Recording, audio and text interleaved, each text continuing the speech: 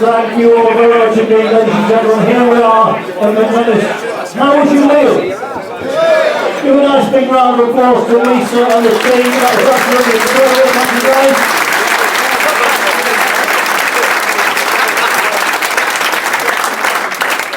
You are in for a thrilling evening tonight. This guy's a whirlwind. He's completely taken over the town. Well, he has. And we're not knocking him for that, are we? Absolutely not. No. Ladies and gentlemen, I'm going to hand you straight over to Ian Holloway.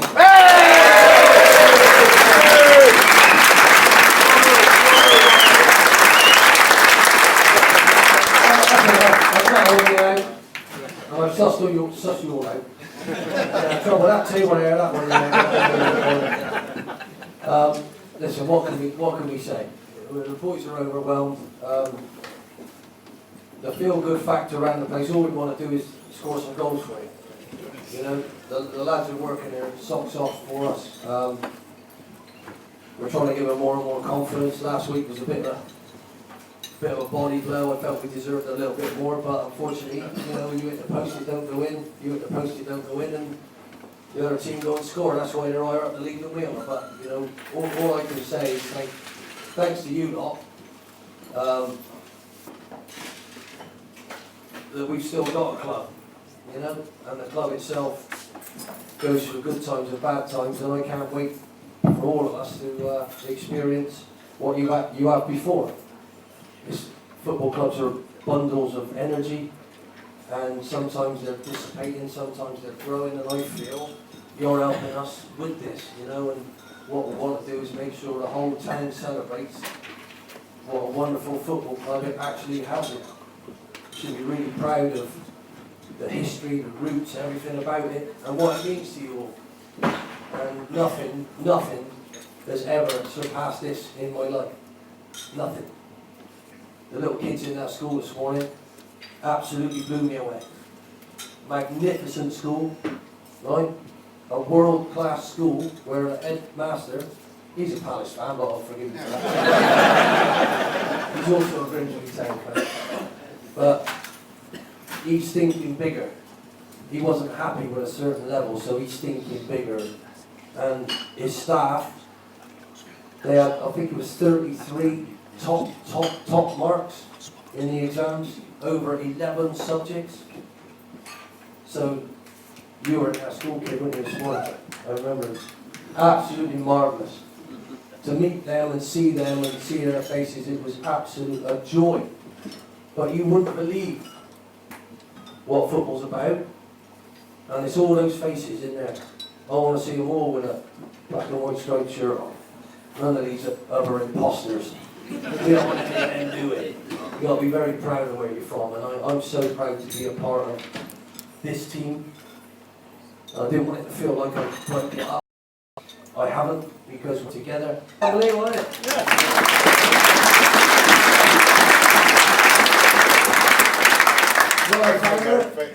I just pointed with a load of drugs, kept away from the opticians, and she's still with it.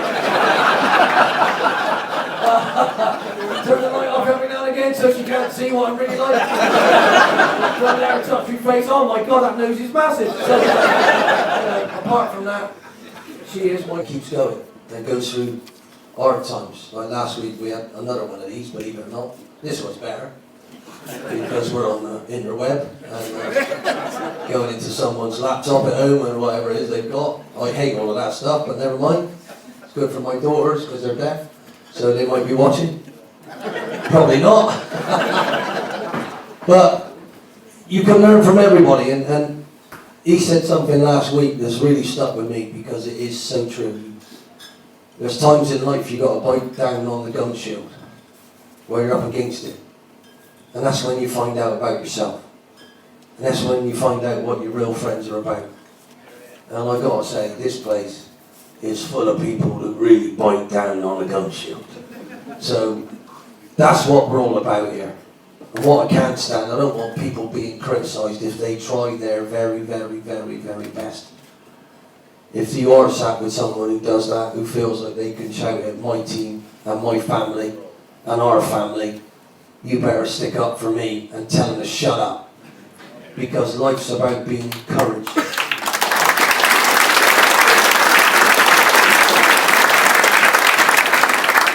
Life's about encouragement. You have to have courage. You have to be courageous. How can you be like that if someone's not encouraging you? The word itself is really important. Encourage. First start with yourself. Encourage yourself. Don't be too down if it goes wrong. And then encourage the people around you. And when they need you most, you be loud for them. If he doesn't do it, I'm going to tell him. But the second he does what I want him to do, I'm going to pounce on him and say, well done. So he knows he's careful. That's what it's about. But you don't really know anything until you've been through. You know? And I've had some things happen in my life which, you know, I've been thankful for because you've learned from it. But luckily for me, I've never lost one of my children. God knows, I heard on the radio this morning, this woman lost her child. And dearie me. I don't know how you do that, you know? So for all those people who've had that, I'm so sorry for you. I think I would give in then, I've got to be honest. Because there are certain things that shouldn't happen. But I can guarantee you one thing. Our team will never, ever, ever give in. We might get it horribly wrong. We might make some what looks like errors, but I'm trying to teach them to have a brain and develop the speed of thought that the people on the telly behind you have. Right? If you don't aspire to be like them, you will never be like them. And I don't think there's any limit. We're going to work with every single child, every single player in the academy to try and encourage them to pass and move, if not in possession, in position. And develop their own brain and play with a freedom that would make you proud of them. Right? But we know, more than anything, what you want to see is them fighting for everything. So far, I can honestly say, since we have been in charge, you've seen that every week. Even in the run where you didn't quite win. Didn't quite win, and didn't quite win. They won in the end. It was absolutely vital that we did that against Salford. Absolutely vital. And Hakeem's shot took so long to go in, I couldn't believe it. I had to go at him after. How can you hit it that slow? Because my heart nearly gave in. It bobbled, it bumped, it bobbled, it bumped, it bobbled, it bumped, and went in. But sometimes you just got to keep going. Alright? So I think we're on the road to something fantastic. That's where I'm looking.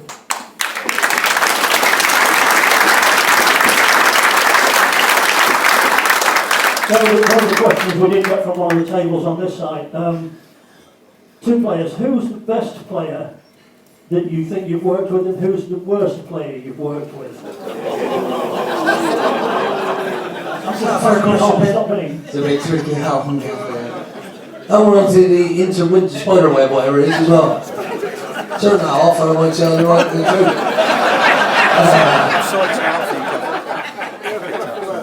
That's an unfair question. It's very unfair, but I'm going to take it. I'm going to start with the best one first, and then ease my way into it.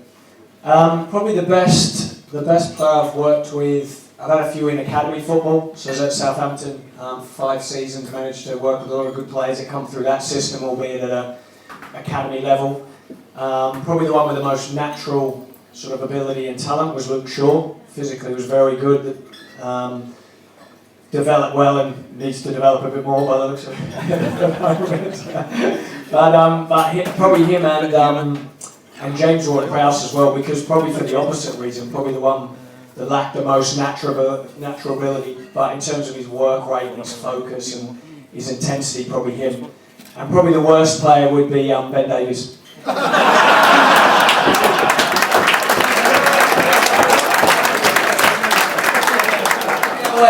Get away. I'll just move my chair out of the way. You'll be all over him like a staffy. If I'm fighting Ben, I'm definitely biting down on my gum shirt, 100%.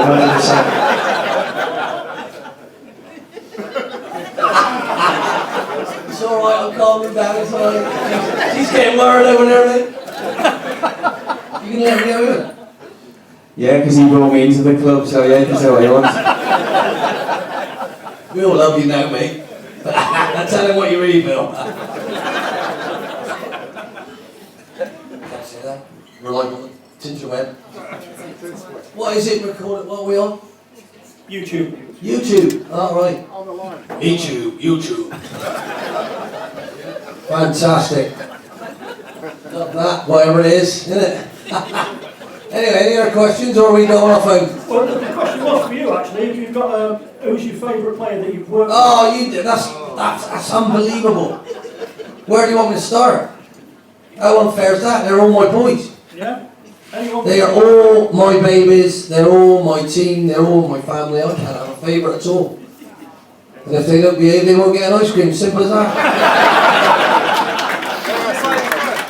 Never spoil a kid with an ice cream unless they deserve it. Otherwise, they'll bitch you the rest of your life. I've got some wonderful players who shone for me with the group that they were with, because no one could shine on their own. I'll give you an example. Charlie Adam was unbelievable because next to him was David Vaughan and Keith Summer. So they did all the horrible stuff while Charlie took all the credit. But Charlie knew he needed them. And without them he wasn't quite the same. So, you know, I had Stephen Dobby, DJ Campbell, Brett Homerall. I had some forwards that you would not believe. Gary Taylor Fletcher. They were absolutely immense. Ben Burgess. It was unreal. Matt Phillips. I mean, I could go on and on and on. And what every one of them managed to do was improve and become part of something that felt special. And I kept saying that to them. Why don't you become famous? Why can't you be remembered? Why can't we do something like Sir Stanley Matthews has and Sir Stan Morrison has? And, you know, why can't we be the next generation? So on the lower echelon of the club, I took those pictures, put them up in the boardroom, and I put my players up there because I wanted them to feel that it is possible to do something special. So I can't pick any one of them above anybody else. It's unreal. Kevin Phillips, I signed him at 39 years old. He scored the winning goal in the playoff final for me, and he only trained twice a week. The bloke was so professional, it's unbelievable. But, you know, I had people at Bristol Rovers who I bought from non-league Barry Ells, and he went on to play for Fulham within 3 years. He was 26 when I bought him, and playing in the Premier League at the end of it, you know, unbelievable. Because never say never. But he couldn't do it on his own. It takes a team, it takes a spirit, it takes people of like-minded nature to stand and line up and point the same way and keep moving forward. That's all you can do. And I hope you feel the same as me. I was proud of last weekend. I was proud of the weekend before when we were down in Orient. I was proud, immensely proud of Mansfield. I was so proud of the Salford effort. What I'm saying to you is I've been so proud every game. And don't just want one result. The results will come if the performances improve. So that's what we judge. A result is an imposter. Because you only ever get 3 of them. A win, sometimes you get them when you don't deserve it. What have you learned from that? A draw, sometimes people are lucky when they get that. And a defeat. I didn't think we deserved one last week. Unfortunately, we got to take that. We got to move on. But I'm disappointed, but not downhearted. Never be downhearted, right? It takes too long to pick your heart back up before you get working again. Should never show that, all right? So that's what we're all about. We're all about togetherness, working hard, and believing that the standards that you used to set aren't the standards I want in the future. Because we're going to make history ourselves. We're going to write it. It's going to be kind to us because we are going to be all over these walls one day with the lads that we managed to bring here and the lads we managed to help and the way their families are looked after by us, who are the best club in the world for how we treat them.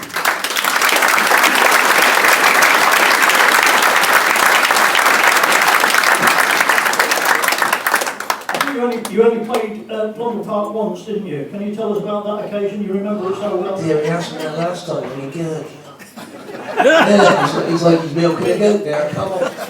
What happened was, we came here and it was in the height fishing. Boy oh boy did it smell a lot stronger then.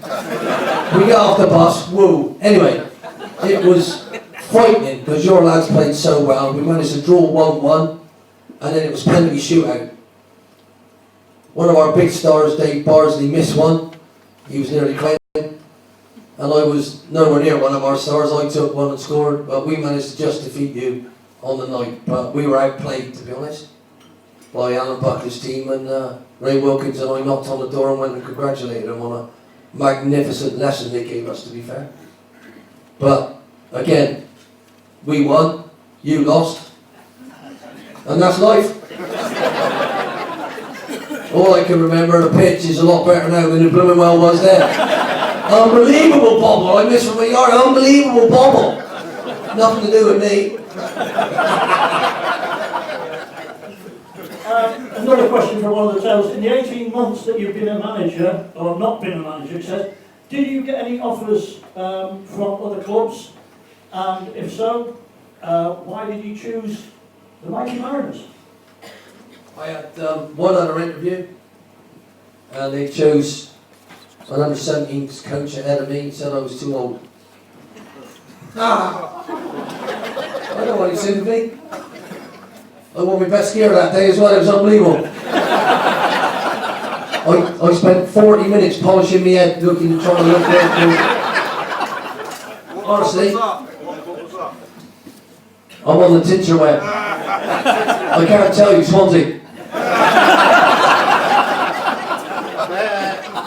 Did I say that then, Ben?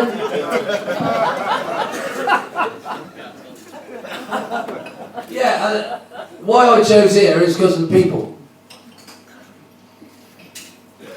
I ain't stupid. People think I am, but I'm not. And I saw the opportunity to actually try and build something that I think is worth building, worth being part of. Did a lot of homework and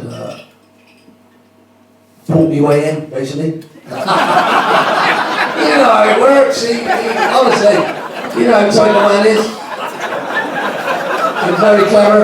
I love him a bit, but good gracious me, I have to find me way in. I was begging him, he John, come on. Started a little fiver, ended up in a lot of money. That's why I thank my wife for a huge lump out of our pensions. Who needs a pension? I might be dead anyway. If I carry on like this, I could be dead next week, to be honest. Absolutely worn out. But anyway, if someone don't ask one of these two a question, I'm going to let them go home. Because they called me that I hogged it last week. It's not fair. He's come all the way from Australia, mate. Give him a question. And they get so feisty, don't they? Eh? Don't he? Gets fucked off, he wants to win everything. He wants to win tiddlywinks.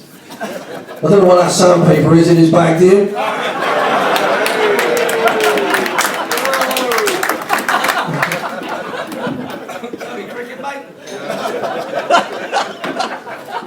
I've got to ask this because it came from one of the tables, and to be fair, you know, last time we didn't have so many questions from the table. It's for all of you guys, you can all answer this one. Do you feel that you need a vocal, experienced pro in the centre of the park to encourage the young players that we have? Who's going to start me? Why?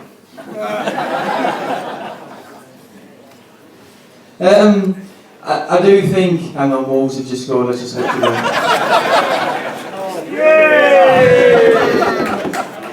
I do think in dressing rooms that I've been over the years, the senior players in the dressing room play a massive part. Let's not forget, in every dressing room you have lads ranging from 16, 17 year olds to 38 year olds. As my career got older, I always remember as a kid, I went on loan to Kidderminster. A group of lads, I was a professional footballer, they were part-time, there was one man who went out of his way to look after me and take me under his wing, and I always said to myself from that day that when I'm a pro and older, I'll always look after the young lads. Some footballers can be very selfish in clubs I've played with, and you believe it or not, the higher up you go, the more selfish they get. But in terms of your question, senior players play a massive part in the dressing room because they're with them from minute one. The minute you walk in the door, you're in the dressing room with the players. And the best teams I've been involved in, the most successful teams, the senior players have been very hands-on, and they run the dressing room, if you like, away from our ears and our eyes. And we're lucky that we have got some good ones here. Mac is brilliant with them, Hans is brilliant with them, Luke Waterfall's brilliant with the lads if they step out of line, Luke Hendry, bang, they're on them. And like I said, the best teams and the most successful teams I've been in, the senior players play a massive part, yeah. Anthony, do you want to answer that, having been in the chair? Yeah, I think it's not just about sort of how old you are as well when you talk about senior players. I think it's leaders and experience that they've got. So for example, Luke Hendry's 25 now, I think, 24, 25, but he acts and carries himself around the training ground like he's 32. I don't want to tell anyone he looks 32, but he really does, and he leads the younger players. And during the time that I was caretaker, him and Macca were excellent for me personally. They really led the group. We had a lot of meetings, we had a lot of chats about what we wanted to implement. And for him, so for an example, although he might not be 30, he's a very good leader. Does that make sense? Someone as well like Matty Pollock is probably the loudest in the warm-up, isn't he? Matty Pollock, we can't shut him up. He's talking so much on the pitch. So although he's only young by age, he doesn't probably know it yet, but he's going to be a natural leader and is already, I think. So, I mean, the gaffer comes in and expects everyone to communicate, I think, on the pitch and in training, so it's up to everyone. So I think that, yeah, depending on your age, it doesn't necessarily mean if you're 30 you're going to be a good leader or an experienced player who can impact the dressing room, but I think it depends on what sort of character and what sort of person you are. And I feel like this season in particular, we have got good people and good experienced people at the club. It really hurts them when we lose, doesn't it? And we had a few games where we lost, so we know. But that wasn't a joke, by the way. But you're right. You said it before. I think about you find out about yourselves, and the players do as well, and it really does hurt them, and they really do care. So the good experienced players in there, or the people who are leaders, have been very good this season. Yeah, Ollie, you've come in. Were there any, I don't want to mention any names, of course, but were there any players that you felt weren't loud enough in the dressing room when you first came in, and you sort of felt you needed to bring them out a bit? It's my biggest problem with them now. I came in the other day and I didn't speak for probably 45 minutes. I used sign language. And I was going to try and carry it on all day. I found it impossible. But I want to try and prove a point that without communication, that's one of the biggest areas that moves break down. Because you should be talking it, you should be seeing it, you should be part of it, you should help your teammate. Give him the ball, but put a message on it. Tell him what you want, and then you can be part of the move. Because the best players in the world that I managed to play with in the end, they were 4 passes ahead of you. They were. Honestly. So, if you can believe in yourself and be part of that and keep moving. And to improve as a player, you need your teammates to improve, because they're the ones who make angles for you. Because they see the ball coming to you, they should already be moving because they're thinking quicker. And as they're moving, they should be checking where they want to pass it so they can speed up their play. So all these people who are getting close to us at the moment, if we move it quicker and we pass it quicker because we've already looked, bang, mirror signal maneuver, bang, mirror signal, yes, bang, do your maneuver, you're going to speed up the play. If you get it the wrong way round, like a lot of lower league players, then it's impossible. But I've done it before where you change the philosophy of those people because they realise I can do that. And it's only practice. And the practices are so often that in the end they're doing it without themselves noticing it, and that's when you know you're good at something. When we drive, and you drive a long way, sometimes you don't know you're there. And how did you do it? Do you know what I mean? So it's the same as playing good football, because people are already there. You know? So I think we got some fantastic lads. I think we are a little bit short in the midfield area of experience, and I'm trying to get him to do a little bit of training to get him back into the fold, because I don't want to do too much more business, because too many changes is like getting a pack of dogs and bringing, you don't know what's going to happen. But this fella is a winner, and everything he says is right and true from the right there, and he's still a very, very, very good player. So, you know, at the end of the day, I want to be fair to him. I'm not going to ask him, I'm not going to throw him in against Conor McGregor, and, you know, we wouldn't do that. But what I need him to seriously do is make sure that he's still not going to waste anything that he's still got. But I haven't told his wife that yet.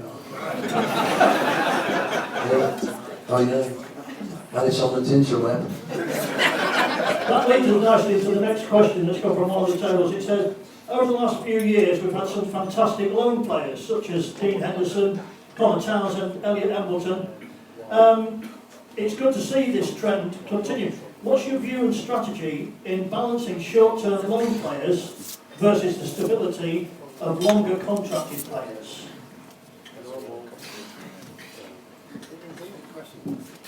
Someone's thought of that one, hasn't it? Eh? Or she. It's always a balance. What I like is my own players. Otherwise you're developing someone else's player who can go and can leave. But, you know, in reality, these big wigs now, they nick all the young ones really early, they get them too cheap. They stack them and rack them, and, you know, at the end of the day, you're not in the same ballpark. But I could confidently tell you, when I was doing my research on this football club, with my little feeders all out through the world of football, our youth academy is the envy of other people, and in certain age groups, people like Man City are crawling all over them at the moment. So we should be very, very proud of the young men that we're grooming. And I want to mention one on the weekend, Ollie, the goalkeeper. He actually broke his hand before the game in the warm-up. And he knew it was hurting, but he still played. And at the end, he took his glove off, they had to cut it off, and he didn't let that team down. That's the sort of kid he is. Made in Grimsby. And it makes us proud.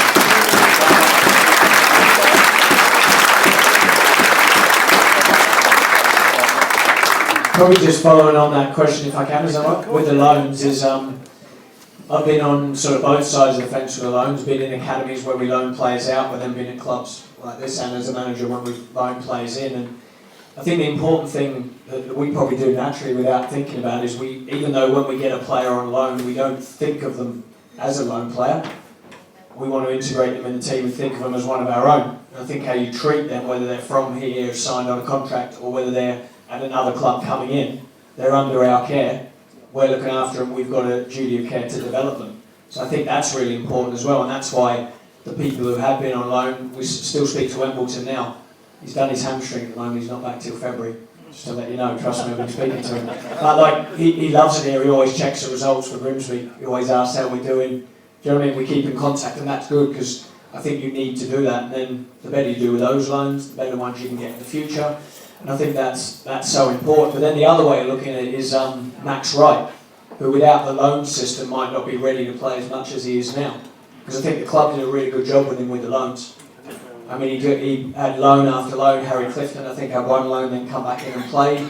Max wasn't quite ready. I think he had 4 loans, didn't he, by the time he was with you Boston last season. And he played 30-odd games and did really well with that loan system. So the loan system can work for us as well. And each player's got a different pathway in development. So I think Max is a great example of how the loans have worked for us in this club as well. And we all love Max, don't we?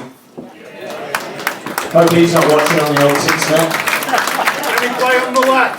Can he play on the left? He can play anywhere, that boy. Hey? He's not called that. He can catch chickens. Hey,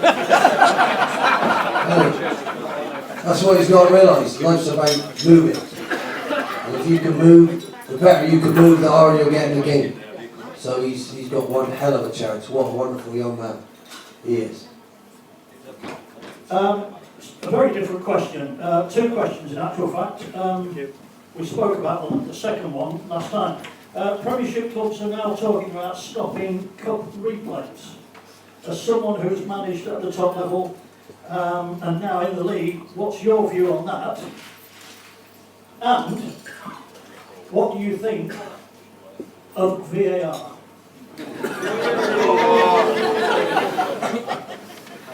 That's two questions. The second one's a pile of donkey poo.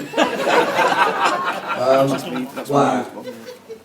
I don't like the Premier League clubs because they think they're creating players by stacking and racking them. And I know what they're doing. They're not making players, they're making horrible people. Right? They're making frustrated people.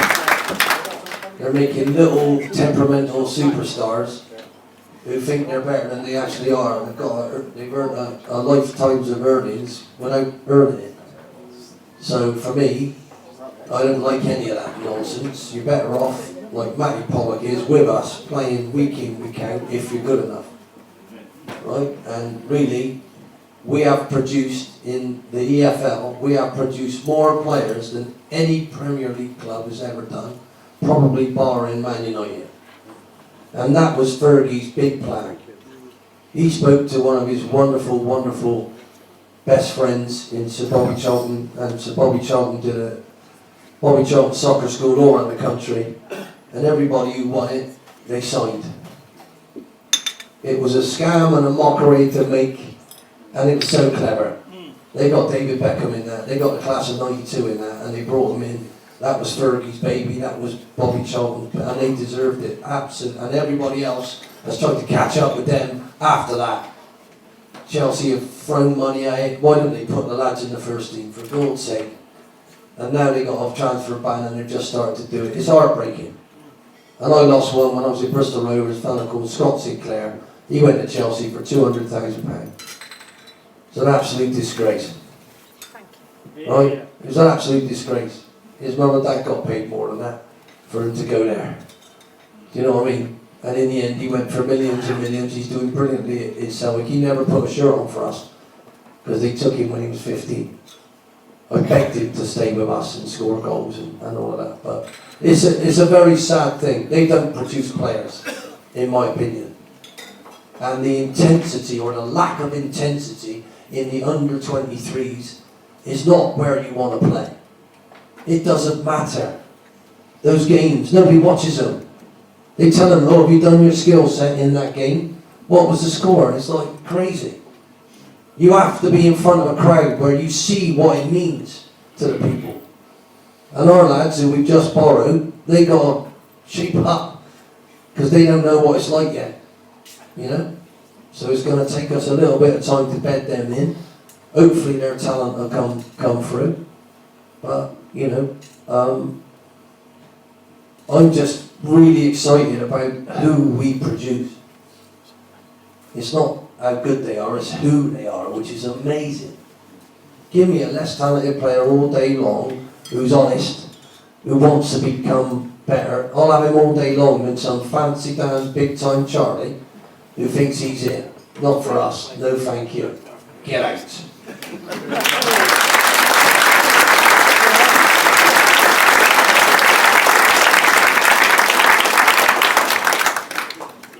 We're having a break shortly, just doing a bit of a plug for you really. Not a trick question, do you play golf?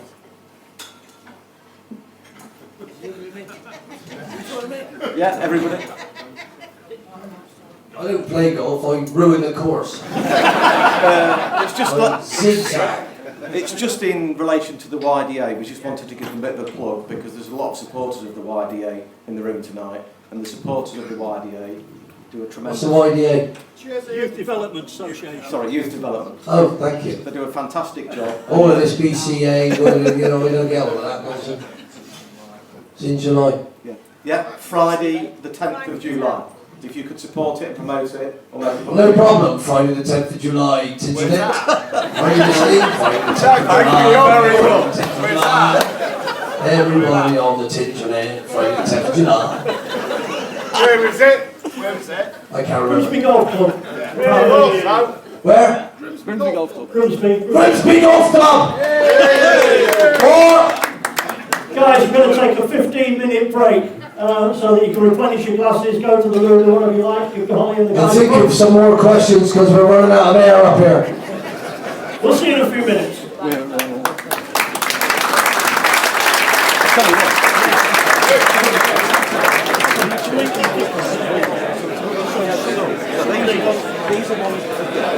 I might have a question, and I've been asked a question. Sorry? I might have a question. We've probably got millions, and that was on one of our tables, so yeah, thank you.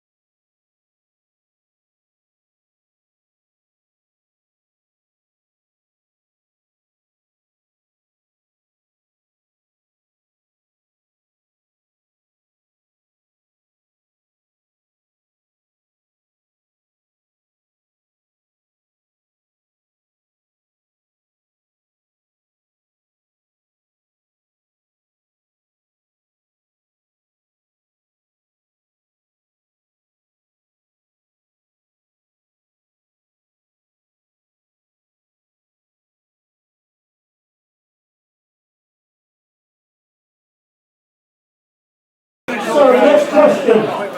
Gents, come from one of the tables. You can all have a go at this one. Anthony, would you like to do this one first? What match day superstitions do you have?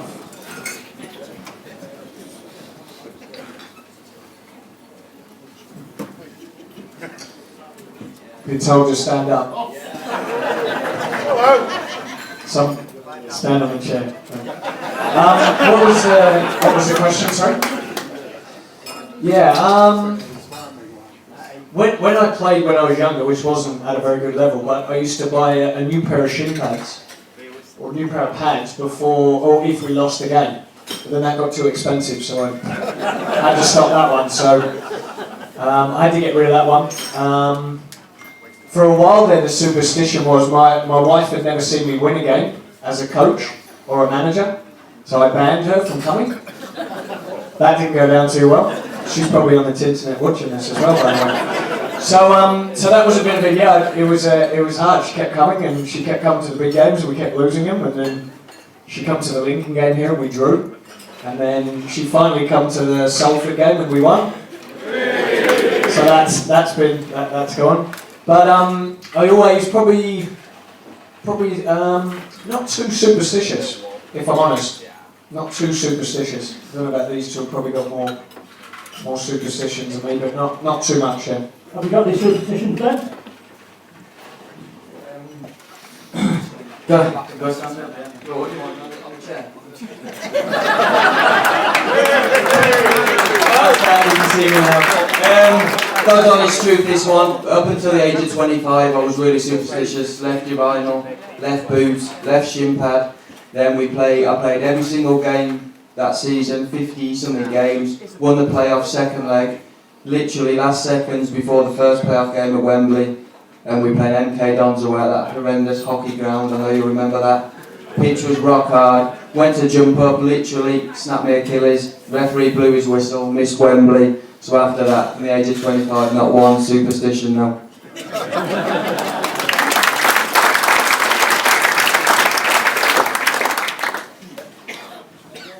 I'll stand up. I'm not going on the chair. If I fall over, I'll crumble. I don't know about superstition. I think I've got a bit of OCD, to be honest. Yeah, I've always been like that. You know, when I play this game, if the kettle was boiling, I'd try and get the coffee in a cup and do all that before it finished, and then we might win. And then when I looked at the mess I made, I thought, what am I doing that for? I think you just try to, because you want something so badly, you try and make things in your mind to think that you're going to get it. And really all that is a bit of stress, you know? So the older I've got, the less I worry. And I try and think about what would I do if it goes wrong, so you have a bit of a plan. You know? And I found that. There's a big head, look at him.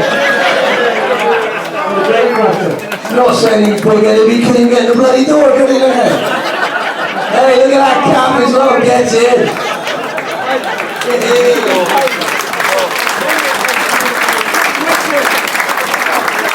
Liverpool just gone 2-1 up. Hello, you big-headed boy. Look at that. Does look a bit like me, doesn't it, with the old nose? Deary me. He takes that off, and his head's still that big, you know.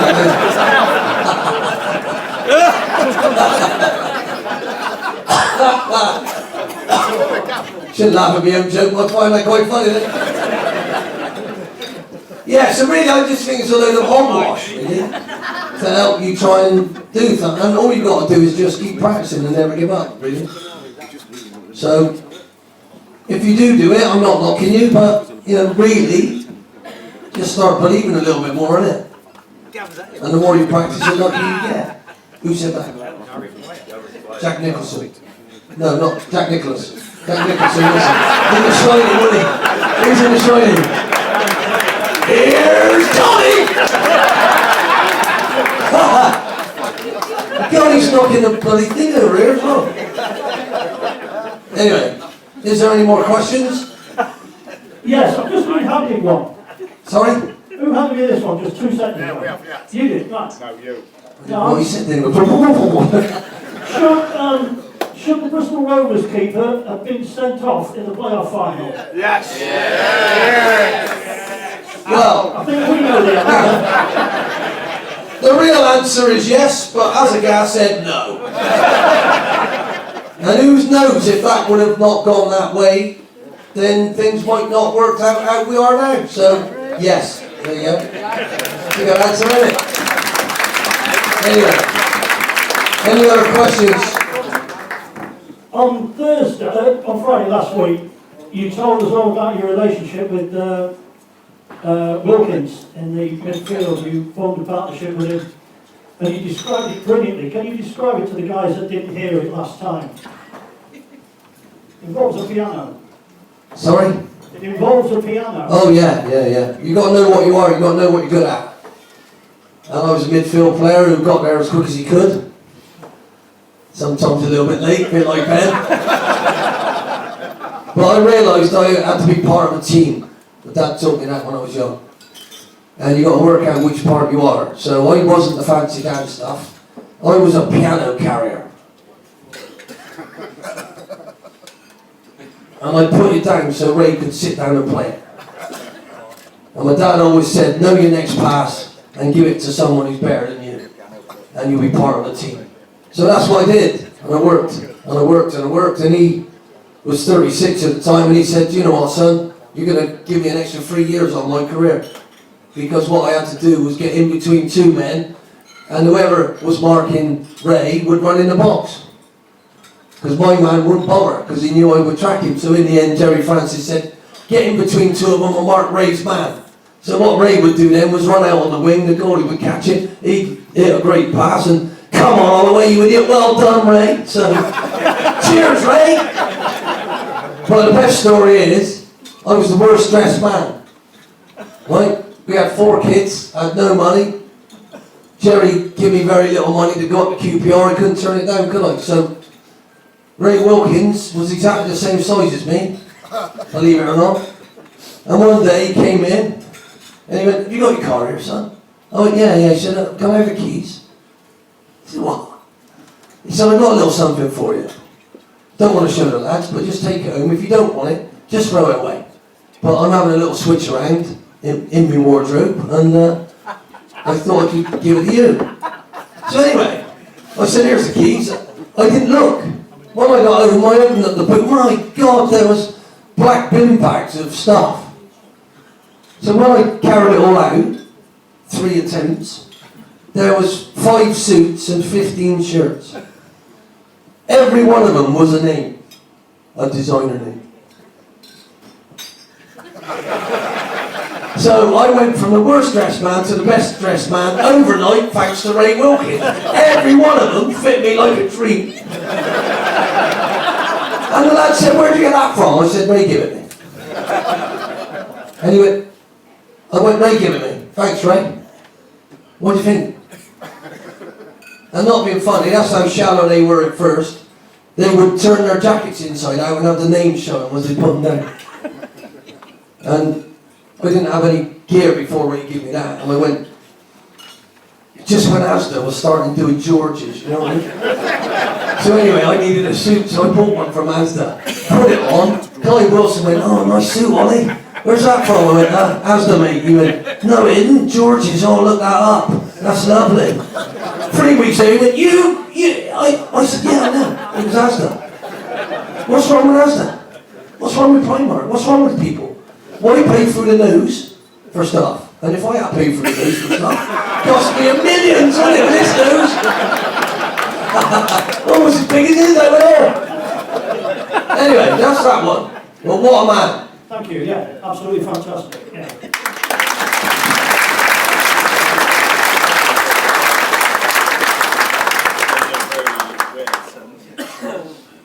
Does anybody want to ask a question? I'll ask you one. Yeah, please. Ollie, you spoke earlier on about Premiership clubs, and Anthony did, about lending us young players. How much pressure are clubs like us under to play these young lads when they arrive, bearing in mind the playing staff we've got already? That's a good question. Thank you. That's a good question. First one ever. For us now, we're under no pressure to do that. I will not let them dictate to me whether I play a kid.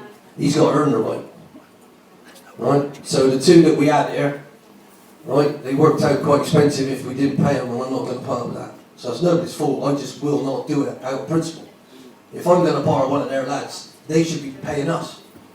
Because we're going to work with him and educate him. Do you know what I mean? So I am not having that. So I put my foot down, and luckily the lads still want to come, and I just told his agent to go do one. Because I don't trust too many of them to have the right intention for their boy in that academy, you know. And really, academies are fantastic to a point. When the boy is frustrated that he's not playing, and Anthony can talk about this better than me, because most of the time they get so frustrated because they want to perform in front of a crowd, they're not in the first team, the better ones go, and then they get disillusioned. So we might get someone who's not playing, who gets disillusioned, and we're going to just throw him straight back. Because I remind them straight away before they come, you're representing your club, and I'm good friends with Sean Dyche, so I'm going to tell him. If you step out of line, I'm going to tell him. But what you got to do is try and find out about characters. You know? So we're never going to do that. Unfortunately, they make money off the back of these kids, because the higher you go, the more loan fees you've got to pay. Sometimes you pay a loan fee and you pay all their money and you've got to put them up. I mean, it's ridiculous. But we don't fall foul for that. And we're not going to. And again, we want our own players. But our academy cannot give us every position all the time that we need. We've got a really good young left back. He's not quite physically ready yet. But give him another year or so, he might well be. So, but I asked that first. You cannot block anybody of ours coming through, otherwise you're not doing the job right.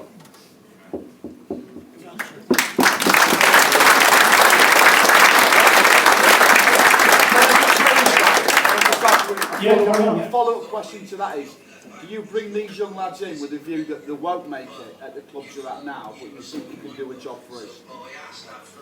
No. The ones we've got are quite highly rated by their club at the moment, and they will let us judge when to play them. I've said to them they've got to earn the right to be in the team, and they've also got to earn that right within the group to be in the team. Because if I brought them in, put them straight in, you're giving them a reward when the other lads have done well recently, you know.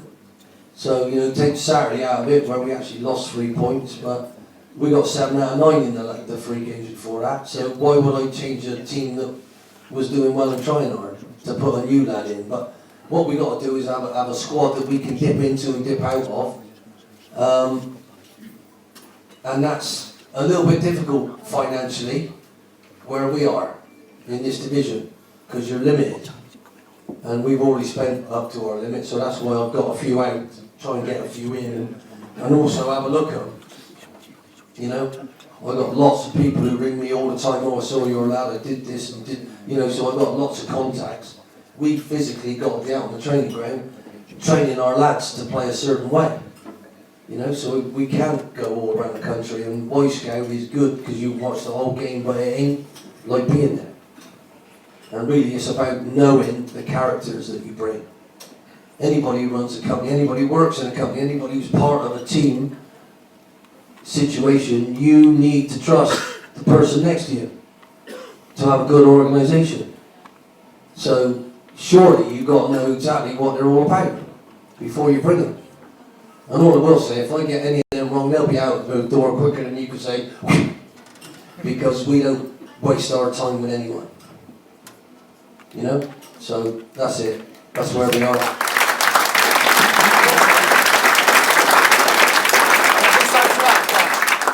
Ollie, can I, Mike, can I just add to that, please? yeah? Normally everyone thinks like, from Manchester, we always think Grimsby and Cleethorpes are shithole, don't they? Don't come across from Manchester. What?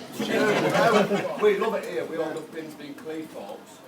But normally you get your Manchester-based players and Liverpool-based players, you say Man Accrington and all them players, don't you? It's hard to drag them players over to this area.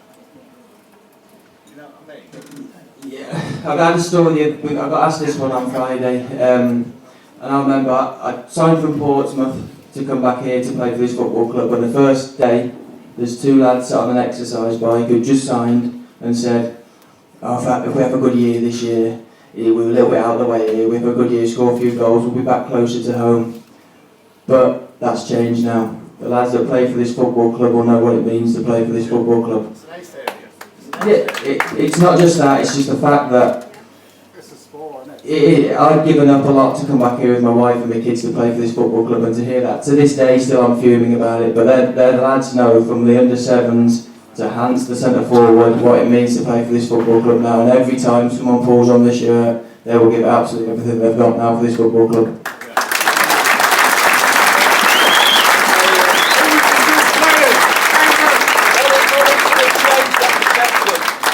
Change that perception. It's already changed from day one. Well, that's what I'm saying, yeah, from the minute it walks to the door, that will change. It changed from the minute Ant took over as well, yeah. There is nothing wrong with old-fashioned values when it comes to discipline and hard work. And if you want to earn a bonus, you've got to damn well earn one. You know, so we're not going to pay people over the odds to come here and sit around and think, oh, where am I going to go next? That ain't what we're about. It's an absolute privilege and an honour to be here, and you better damn well know that, otherwise you ain't going to be part of us.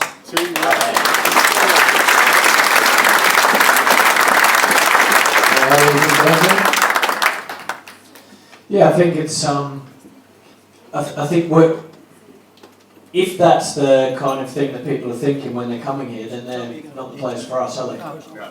And one thing I could say is this season in particular, I really do feel that the players do really care about the people here, about the fans, about everyone who works at the club, about us as a team.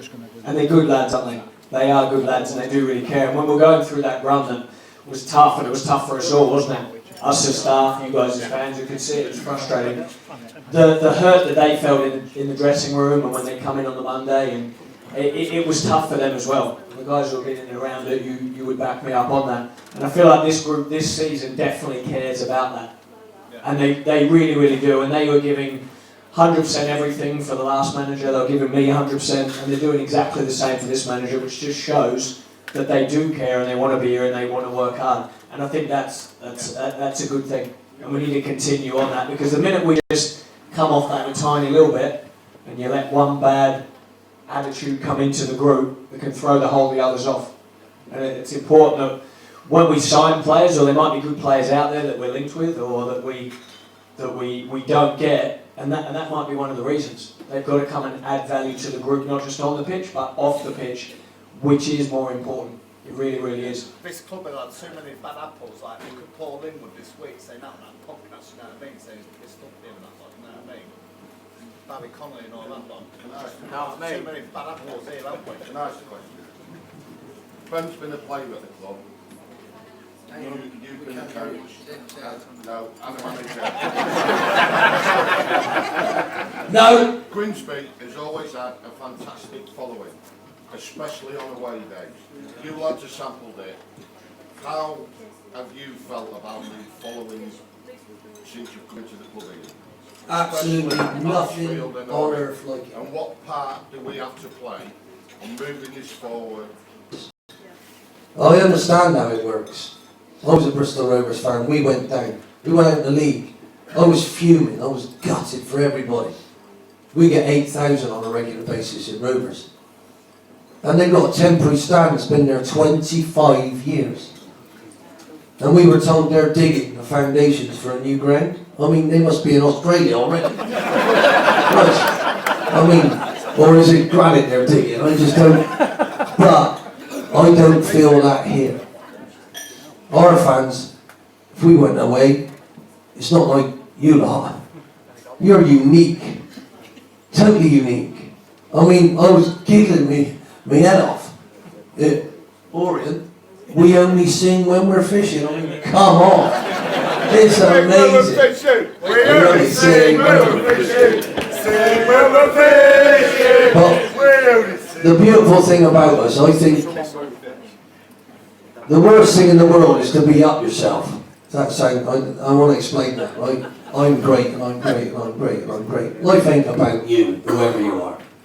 You know what I mean? What you gotta do is be big enough to laugh at yourself and not take yourself too seriously, and then you might have a chance of being a proper person and people associating with you and wanting to be around you. And you know, at the end of the day, that's what my dad was like. Right? He was resuscitated 3 times the night he died.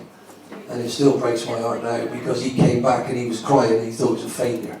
I never saw him cry, but he thought he was a failure because he wasn't sure that the house was paid for. We were in a council house at the time. And he thought he died a failure.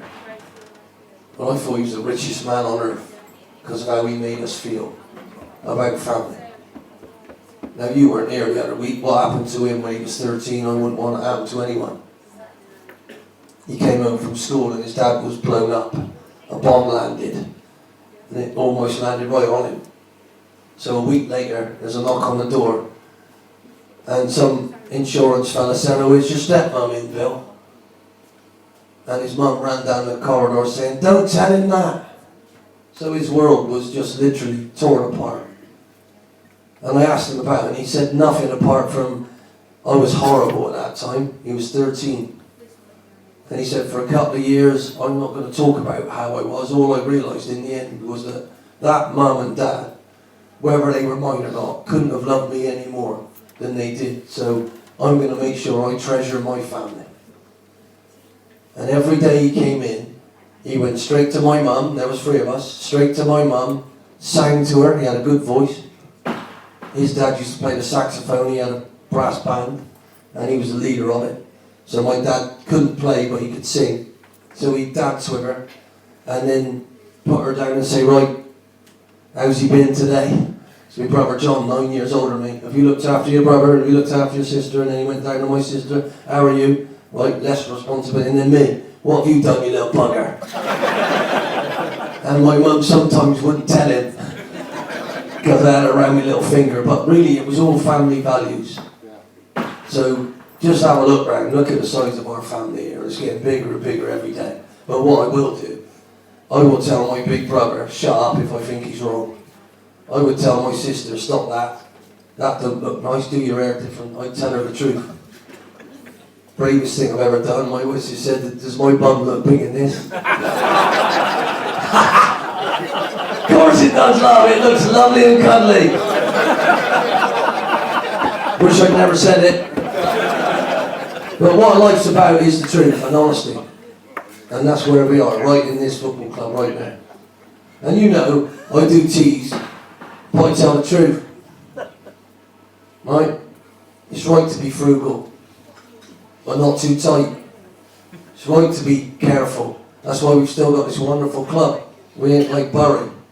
But what we want to do is feel like we're moving forward, and that's what I want to do, is bring life and breathe life into this bouncy castle of ours. Whew. And who's to say where it can go? I'm dreaming. Oscar Wilde said it. We're all in the gutter, but some of us are looking at the stars. And boy, oh boy, I can see some stars now. Right, I don't know about last weekend, I don't know if you saw, I've been watching Tomorrow Fighting, because I couldn't do that.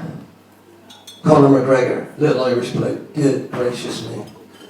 He went crazy a few years ago. He won everything and then started going off the rails, drinking whiskey and God knows what, fighting Mayweather. He went back in the ring last week. I thought he was going to get beat up by the cowboy. My God. After the fight, he won in 40 seconds. After the fight, he described what he knew was going to happen. And he hit him with his shoulder. The bloke didn't know what hit him. But what he did, he built this plan. So what I got to do now, I got all these games, and thousands of them. I played nearly 1,000 games, or I've managed nearly 1,000 games, so I've got all of that going around in my brain. What I want to make sure is my lads understand why and what we're going to talk about, and I want them to understand they have to implement it with the help of our boys. And it's just remarkable. I've only just met them. I feel like I've known them all my life. And that's what we've got here. Right? Everything starts somewhere. I just want you to feel it. And I want you to remember it. When we're not getting what we want, I'm not going to moan, I'm going to help them. And we'll go again. A winner is someone who gets knocked down, but he gets up again. Right? And eventually, that loser becomes a winner. Because he will never, ever, ever stop. The best I've ever seen in the whole of sport, in my opinion, was Andy Murray. He used to literally beat himself up on court, blame everybody else, lose his thing and lose everything. Because he wanted to win too much. In the end, I was crying my eyes out when he won at Wimbledon. I was so proud of it. So difficult to do that. To stop yourself self-destructive. So difficult. And I've managed to do that in my life because I was so critical of everything I did. It was never, ever good enough for me. Ever. Ever. And I'm a little bit like that at the training ground with the earth. Why is the earth on the concrete? Why in the mud with the mud? Get off, so I get a broom and whatever. Because mud wants to be with mud, doesn't it? Do you know what I mean? Honestly. Yeah, but if you leave it there, it's not good enough, is it? Why should it be somebody else's job to tidy up? That's why I'm so appreciative of everybody behind there. You should see what they're doing there. All those dishes, we should all go and help them, really. Yeah, gracious me. But what a wonderful, wonderful life. You know what I mean? And my sister, every Christmas, she watches It's a Wonderful Life. I don't know if you've seen it with James Stewart. What a magnificent, magnificent film. A little boy saves his brother and all of that. Angel come down, trying to get his wings. You've got to watch it. Makes me cry every time because all his friends, he was so genuine. They come and saved him at the end with all the money. And that's what life's about. Making friends like that, being part of something that's really, really special. And I've got to end now because it's getting late. Thank you, you wonderful, wonderful, competitive bugger. Thank you, you little Rottweiler. Thank you, you big-headed cat. Thank all the people behind there. Thank all of you for coming. And all I can say, for those people on the internet, it might be nice at home, but this is brilliant here, isn't it? Yeah. Thank you.